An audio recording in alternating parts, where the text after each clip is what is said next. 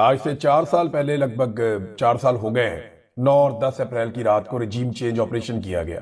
Regime change operation के बाद जो हुकूमत बनाई जर्नैलों ने, उस हुकूमत ने पाकिस्तान का तया पहुंचा कर दिया। पाकिस्तान की मईशत को बर्बाद कर दिया। पाकिस्तान में सरमायाकारी आना बंद हो गई। पाकिस्तान में दहशतगर्दी दोबारा शुरू हो गई। पाकिस्तान के अंदर महंगाई के सारे रिकॉर्ड टूट गए। डॉलर का रेट जो है वो 300 रुपए के करीब चला गया। पेट्रोल की कीमतें आसमान से लग गई। बिजली की कीमतें इनको बढ़ानी पड़ गई। आलमी सतह पर रुसवाई, पाकिस्तान के अंदर रुसवाई, इन्होंने बेड़ा ही गर्क कर दिया हर चीज 2 सालों में। इस बीच में जनरल बाजवा, जिसने रिजीम चेंज ऑपरेशन किया था इस चक्कर में कि नई आने वाली हुकूमत उसे एक्सटेंशन दे देगी, जनरल बाजवा को जलील और रुसवा होकर फौज से निकलना पड़ा और जनरल बाजवा को एक्सटेंशन नहीं मिली। जनरल बाजवा के बाद जनरल आसिम मुनीर साहब आ गए। अब जनरल आसिम मुनीर के आने के बाद उम्मीद की गई शुरू में कि शायद मामला ठीक हो गए। इमरान खान साहब ने इसकी अप्रूवल भी दी थी उस वक्त और ये कहा था ठीक है, जो फैसला हुकूमत करे वो कर ले।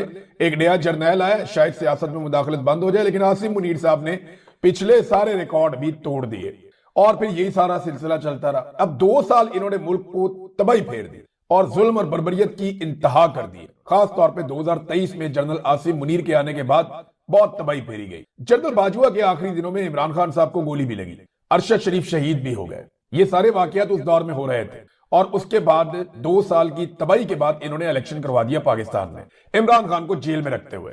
तो आज से ठीक 2 साल पहले 2024 में 8 फरवरी ही के दिन एक इलेक्शन होता है पाकिस्तान में और पाकिस्तानी जुल्म का बदला वोट से ले लेते हैं। जेल में बैठा हुआ शख्स इनको इलेक्शन हराकर जीत गया और इमरान खान ने झंडे गाड़ दिए पूरे पाकिस्तान में। इन्होंने बड़ा जुल्म किया, इंतखाबी निशान भी नहीं दिया, बंदे उठा के जेलों में डाले, जबरदस्ती अगवा बराए बयान करवाए, बंदे जेलों में जबरी तौर पे लापता, गुमशुदा, सहाफियों को उठा लिया, उन्हें गुमशुदा कर दिया, शायरों को उठा लिया, उन्हें गुमशुदा कर दिया। मार मार के इन्होंने मार कुटाइयों की इंतहा कर दी पाकिस्तान की मिलिट्री एस्टेब्लिशमेंट ने आसिम मुनीर की क़यादत में। और इन्होंने पूरी कोशिश की कि कुछ भी करके इमरान खान इलेक्शन हार जाए, लेकिन इमरान खान इलेक्शन जीत गया 2/3 अक्सरियत से। लेकिन जब इमरान खान 2/3 अक्सरियत से इलेक्शन जीत गया तो रात के एक पहर में, यानी लेट नाइट 12 बजे के आसपास की बात है, 11-12 बजे, सिकंदर सुल्तान राजा वो बड़ी उजलत और परेशानी में इलेक्शन कमीशन ऑफ पाकिस्तान के दफ्तर से निकला। अब ये चीफ इलेक्शन कमिश्नर है पाकिस्तान का, ये रिकॉर्ड का हिस्सा है, इसके निकलने की बाकायदा सबूत मौजूद है। सिकंदर सुल्तान राजा बगैर अपने प्रोटोकॉल के, बगैर अपनी सिक्योरिटी के गाड़ी में बैठता है और अचानक निकल जाता है इलेक्शन कमीशन ऑफ पाकिस्तान के दफ्तर से। और ये वो वक्त है जब इलेक्शन रिजल्ट्स बनाए जा रहे थे, यानी इलेक्शन रिजल्ट बन रहे हैं। तो हाउ इज इट पॉसिबल कि एक इतना सीनियर ऑफिसर निकल जाए अपने ऑफिस में से और वो छोड़कर चला जाए अचानक से, बगैर प्रोटोकॉल के उसे बुलाया गया और उसको प्रोटोकॉल छोड़कर जाना पड़ा कि कोई मैं सबूत ना छोड़ूं। फिर जब दफ्तर के अमले से पूछा गया, मुख्तलिफ लोगों से, सहाफियों ने राब्ता करना शुरू किया कि जनाब ये सिकंदर सुल्तान राजा साहब गायब किधर हो गए हैं, चीफ इलेक्शन कमिश्नर। तो इस पे अलग अलग किस्म के जवाब दिए, यानी कोई बंदा कुछ कह रहा था, कोई कुछ कह रहा था, कोई कह रहा था घर गए, कुछ कह रहा था कहीं मीटिंग में गए, कोई कह रहा था कहीं और गए। हर एक का जवाब अलग अलग था। तो जब अलग अलग जवाब आना शुरू हुए तो शक और शुबा बढ़ना शुरू और फिर रिजल्ट रुक गए। जब रिजल्ट रुक गए तो उस वक्त मैंने एक वीडियो की थी कि अब तक के रिजल्ट क्या है। उस वक्त तक पाकिस्तान तहरीके इंसाफ जो है वो 180-81 नशिस्तों पे पाकिस्तान में जीत रही थी। पहले आप ये वीडियो देखेंगे, उस वक्त जब रिजल्ट रुक गए थे तो तब मैंने आपको क्या कहा था, ये सुनिए आप। मैं टाइम पहले आपको इसलिए बताने जा रहा हूं ताकि ये रिकॉर्ड का हिस्सा रहे। इस वक्त तमाम टीवी चैनल्स, उनकी मॉनिटरिंग भी हो रही है, हम अपने तौर पर रिजल्ट इकट्ठे कर रहे हैं और जो नताइज मुख्तलिफ जगहों से आ रहे हैं उन सबको इकट्ठा करने के बाद मैं आपके सामने एक सूरत-ए-हाल रखने वाला हूँ और ये वीलॉग मैं चाहता हूँ रिकॉर्ड का हिस्सा रहे ताकि हम इसको याद दिला सकें। 12 बजने में 15 मिनट बाकी है, ये रात के 12 बजने में 15 मिनट बाकी है, मैं वो टाइम की बात कर रहा हूँ। और पोलिंग का टाइम खत्म हुए लगभग 7 घंटे होने वाले हैं।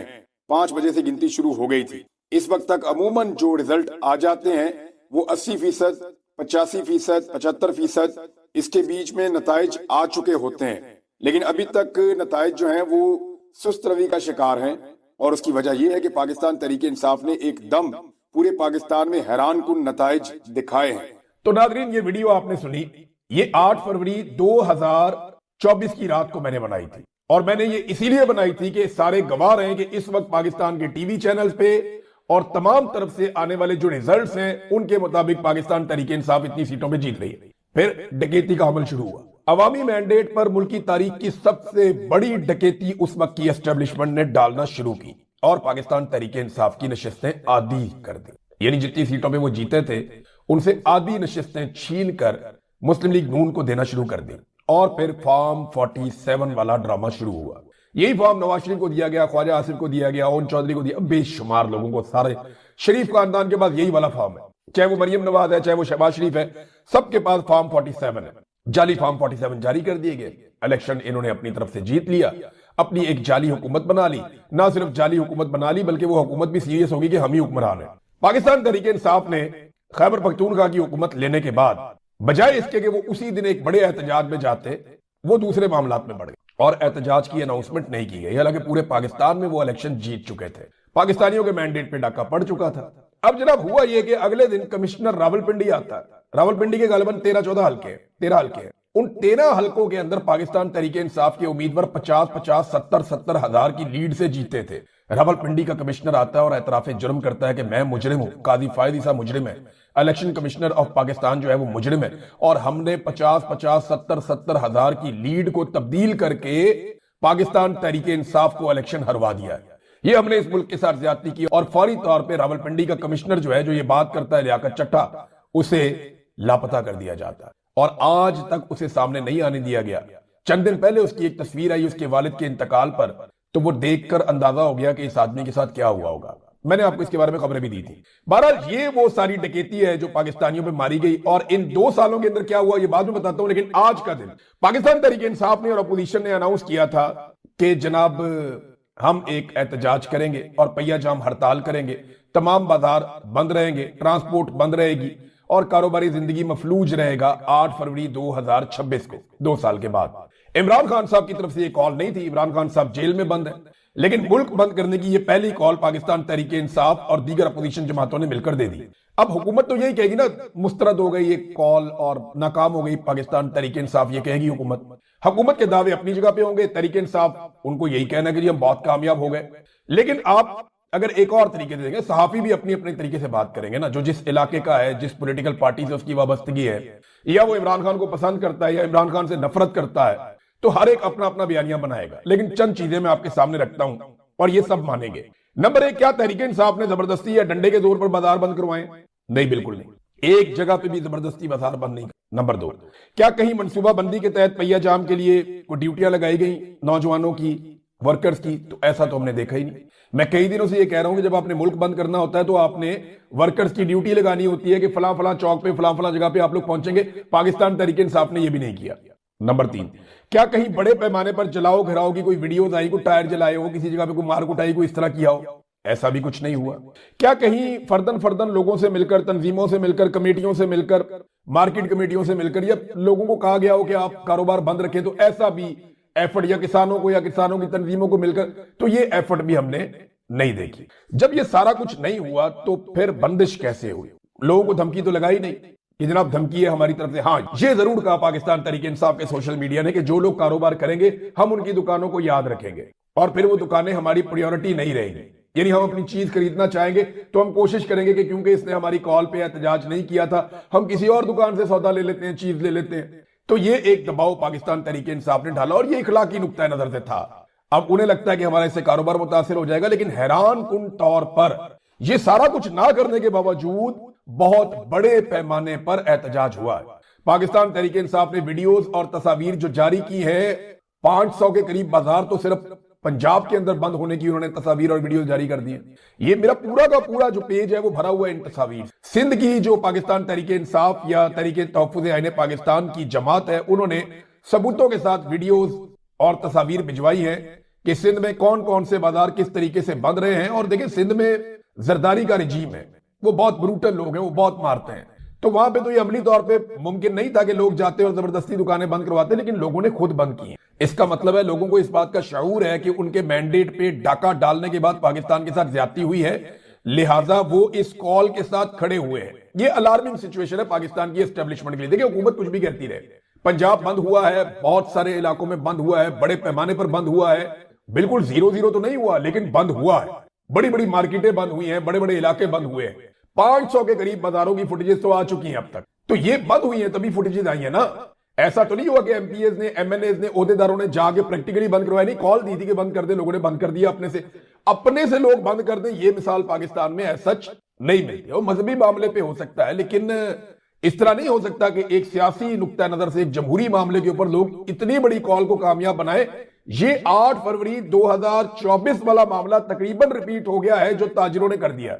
देखिए, ताजिर अपना माली नुकसान नहीं करता कभी भी, लेकिन लोगों ने अपने कारोबार बंद किए हैं। आम आदमी ने अपना इम्तिहान पास किया था 2024 में। आज ताजर कम्युनिटी ने और जितने भी लोग कारोबारी हैं उन सब ने साबित किया कि वो इस मैंडेट चोरी के खिलाफ रद्द अमल दे रहे हैं। पुलिस कई जगहों पे जबरदस्ती दुकानें खुलवा रही थी। देखिए ना, अगर पुलिस निकले डंडे लेकर और 7 बंदे लेकर निकले और ढूंढ ढूंढ के दुकानें खुलवाए, तो इसका मतलब यह है कि फिर तो हड़ताल कामयाब हो गई, क्योंकि डंडों के जोर पे बंद नहीं करवाई थी, लेकिन डंडों के जोर पे दुकानें खुलवा के वीडियो बनवाने की कोशिश की गई है।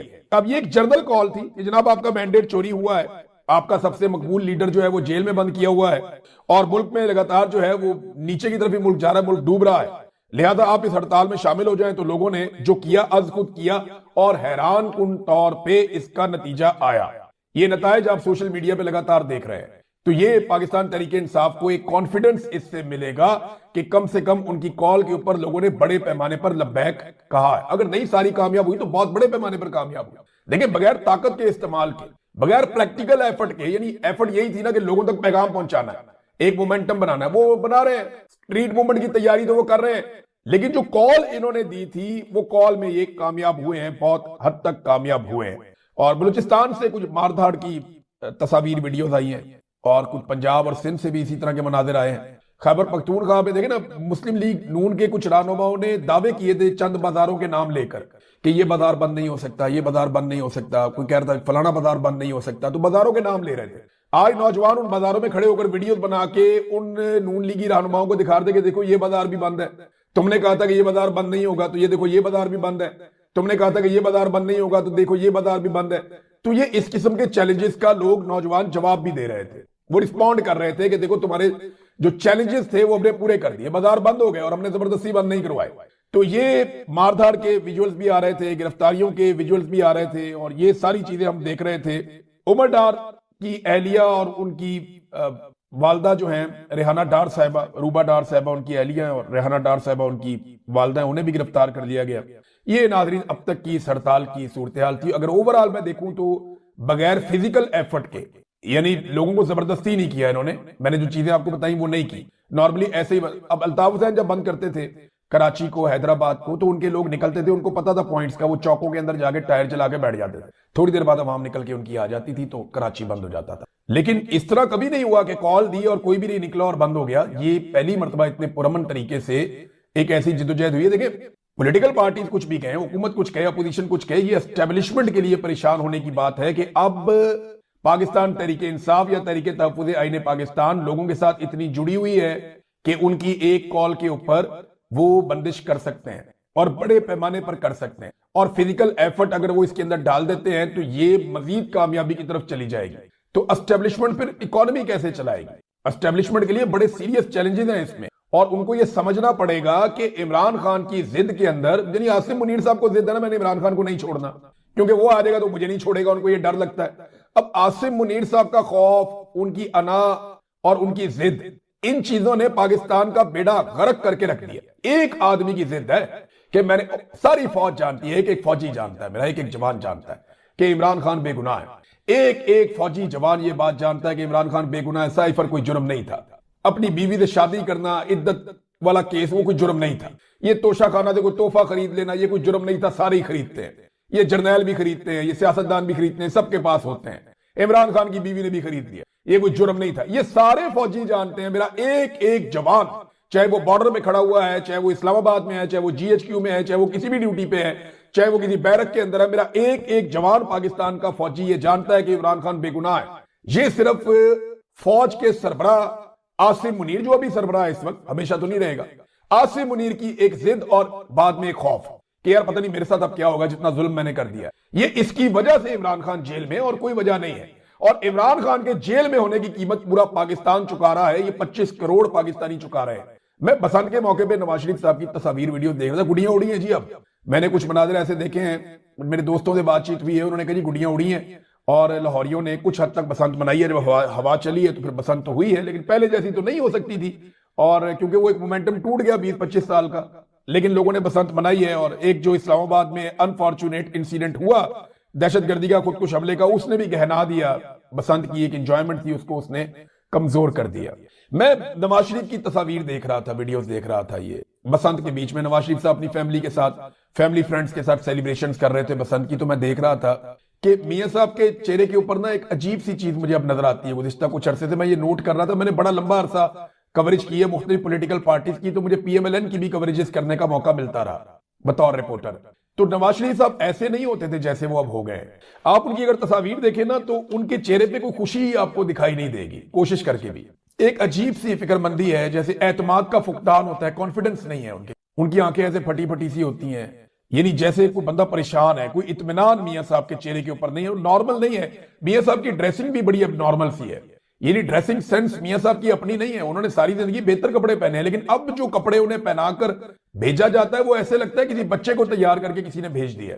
अजीब अजीब कलर उन्हें पहना दिए जाते हैं, अजीब अजीब ब्रांड उनके जिस्म पे चढ़ा दिए जाते हैं मियां साहब के।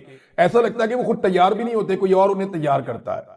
तो इक्तदार में होने के बावजूद मियां साहब का ये चेहरा, उनकी तस्वीर, उनकी वीडियो ये बड़ी अजियतनाक दिखाई देती, यानी जिस तरह के उनका चेहरे पे एक रौनक होती थी मियां साहब की, अब वो दिखाई नहीं दे रही है। जिस मियां नवाज शरीफ को मैं जानता हूं ये वो वाला नहीं है। देखिए ये एक मुझे दुख हुआ देख के, प्रैक्टिकली मुझे 3 दफा पाकिस्तान के वजीर आजम रहे और लेकिन अभी इनके इक्तदार है, उनका भाई वजीर आजम है, उनकी बेटी जो है उसको वजीर आला बनाया गया, जाली इक्तदार उन्हें दिया गया, लेकिन इसके बावजूद एक मियां साहब के चेहरे पे कर्ब है, तकलीफ है, वो अगर आप देखें ना वो अजीबोगरीब किस्म का है, एक अजियत है, यानी इबरत पकड़ने का दिल करता है कि मियां साहब के साथ हुआ क्या। यानी सारा कुछ करके कौम को धोखा देकर भी मियां साहब को हर वक्त ऐसा लगता है जैसे कोई खुशी, कोई इत्मीनान है नहीं, अंदर से टूटा हुआ आदमी नहीं होता। इस किस्म की मियां साहब की हालत है और ये मियां साहब ने खुद की है। अगर वो हक पे खड़े रहते तो बेशुमार लोग तकालीफ से गुजरते हैं। जो तकलीफ मैंने काटी है मियां साहब ने उसका 10% भी नहीं काटा होगा अपनी सारी जिंदगी में। सारी जिंदगी की मियां साहब की मार कुटाइयां निकाल देना तो जो मैंने काटी है उसका 10% भी नहीं काटा होगा। लेकिन मैं देखे खुश हूं, मैं जब खुश होता हूं तो खुश होता हूं, गुस्से में होता हूं तो गुस्से में होता हूं। आपको नॉर्मल दिखाई देता, अभी इमरान खान बाहर निकलेगा देख लीजिएगा कितनी तकलीफ दी उसे, उसकी बीवी को पकड़ के जेल में डाल दिया, उसकी बहनों को बार बार मारा कुटा, सड़कों पे घसीटा लटा के मारा उनको, उनके ऊपर ठंडे पानी फेंके गए, भांजा अंदर कर दिया, बच्चों को मिलने नहीं दे रहे, मुलाकात नहीं, कोई चीज नहीं।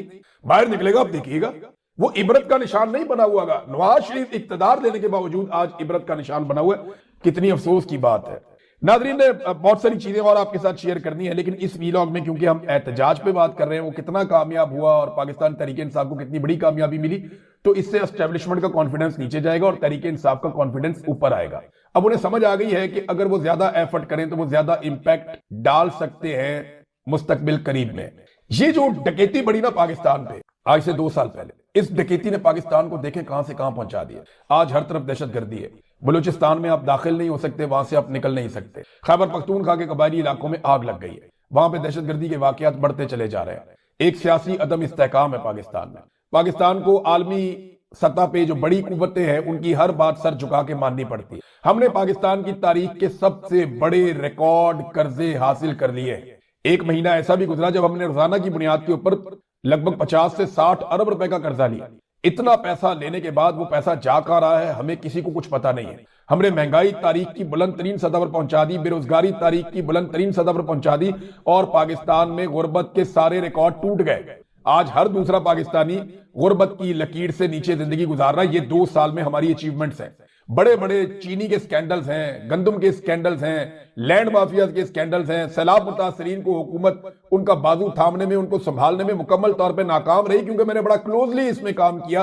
तो जहां पे भी हम गए हमें पता चला कि हुकूमत ने कुछ नहीं किया। जब आप सारी चीजों को प्लस और माइनस करते हैं तो आसिफ मुनीर साहब का ये खेल बहसत पाकिस्तानी 25 करोड़ लोगों को बहुत महंगा पड़ा। एक आदमी ने तो अपने लिए अचीवमेंट समझा, इसको अपने लिए इक्तदार हासिल किया, एक्सटेंशन हासिल की, इस्तिस्ना हासिल किया, लेकिन पाकिस्तानियों से उनका बहुत